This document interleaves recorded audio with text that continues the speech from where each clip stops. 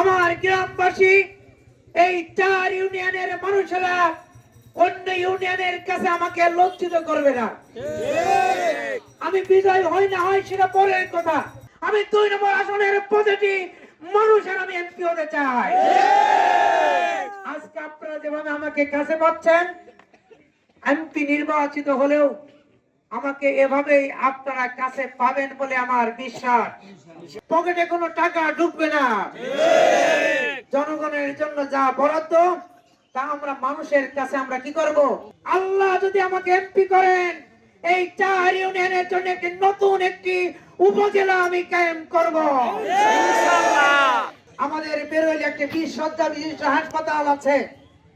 এই হাসপাতালটি এখনো আলোর মুখ দেখে নাই। আমি যদি এমপি হতে পারি, আমার প্রথম এবং প্রধান কাজ হবে এই হাসপাতালটিকে দৃশ্যমান করা। এভাবে যে মাঠে দাঁড়িয়ে আছি, এই মাঠের জন্য অনেক বরাদ্দ হয়েছে কিন্তু কাজ হয় নাই। এই ফুটবল মাঠটিকে আমি মিনি স্টেডিয়ামে পরিণত করব ইনশাআল্লাহ।